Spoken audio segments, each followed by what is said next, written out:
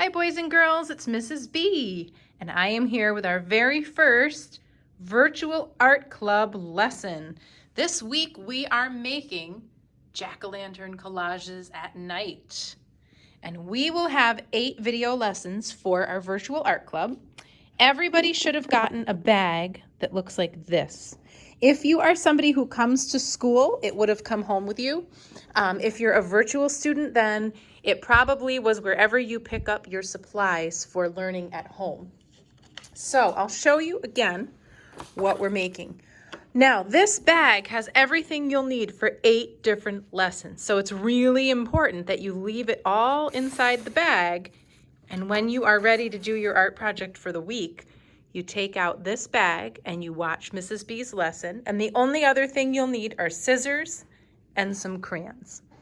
So everything in here has a purpose. We're going to use everything in here to make 8 different art projects. The first thing we'll make this week is our jack-o'-lantern at night. This is a really fun project and it makes a great decoration to hang up this time of year. So step 1 of this project is to take out just a regular piece of paper from your house. You can use computer paper, scrap paper is fine for this. And you're going to plan out some ideas of what you might make. I planned out a few different ideas of what my pumpkin might look like. I thought it might be fun to do a happy pumpkin or a mad pumpkin, a silly pumpkin, or even a kitty cat pumpkin. And we're going to create this pumpkin by cutting and gluing paper. That's what collage means. Collage is from a Greek word that means glue. And collage is when you make art that is glued together. So instead of just drawing a jack-o'-lantern, we are going to cut and glue paper to create one. So your first step is going to be to find your green paper, a page of orange paper, page of black paper. This is hard to do with one hand. And then you'll need to take out one of your sheets of white paper. I also decided on mine, I wanted to do a night sky background, and I am doing that with my white chalk. So your first job is to take, after you have made your plan of what you might make for your jack-o'-lantern face, that's step 1. You could make it look like an animal, like my kitty cat. You could think of a feeling that you wanted to show. And I think it's really nice to try it out on paper first. That way, when you go to make your collage, you have an idea of what the parts are that you'll need to cut out. So I liked my happy one the best. So I knew when it was time to create my pumpkin, I'd need an orange shape for the pumpkin, I'd need a little stem, and then I would need those white shapes for its face. I used my Sharpie for the black part. So your first step after you've planned is to take out your orange paper. And I always think it's best to take your pencil and use that to draw your shape lightly first, and then you can cut it out. So I wanted, pumpkins come in many, many shapes. I wanted mine to be kind of the pumpkin where it's a little bigger on the bottom and a little smaller on the top.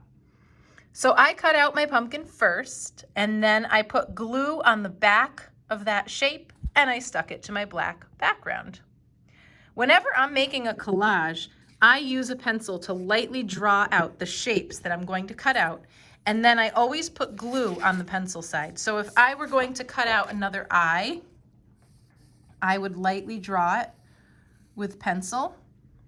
I would take my scissors and I would cut along that line, and then I would put the glue on the side that has the pencil line so you don't see any pencil lines in your final art. So after you have cut out your pumpkin shape, you're gluing it to your black background page. And then you're going to use that white paper to cut out the parts of your jack-o'-lantern. You can cut out his eyes, his nose, his mouth. If he has whiskers, you can use some paper to cut out whiskers. If you're making something that has letters, you can cut out your letters. And then you're going to glue those right on your pumpkin. I then added a little stem, and I glued that to the top of the pumpkin. So now I have a pumpkin glued on the background with a stem. And now comes my 2 favorite parts, the night sky and the curly vines. So to do the night sky, I took my white chalk, I made tiny stars, and then I smushed them around so they looked like they were glowing with my finger. And I think the more the better. You could even try to make shooting stars. I added a moon to mine. Let's see if I could do a shooting star. There we go. And when you move that chalk around, it looks kind of like it's glowing. The last thing to do, and I think this is one of the more fun things to do, is to make your 3D vines. And you make those by taking your green paper, and you probably will have cut a little piece off already to make your stem, but that's okay. Then you're just going to cut it into long, thin strips. You take your strip and you wrap it. I'm gonna ask my assistant if he'll film me doing this part. Can you come on over, honey, and hold the film, or hold the camera for me? Okay. Turn it so you can see me. There we go. You're going to take your paper and wrap it all the way around your pencil. So I'm just wrapping it like I'm curling my hair with a curling iron. And then I'm gonna hold it and count 1, 2, 3, 4, 5, and slide the pencil out. Woo, it's a really curly one. Put a little bit of glue right on the stem where I want it to stick, and just push the end of my curl on there. I'm gonna do it once more to show you. I take my thin paper, I just pinch it and hold it with one hand, and with the other hand I wrap it all the way around, and I count 1, 2, 3, 4, 5, and then I pull my pencil out,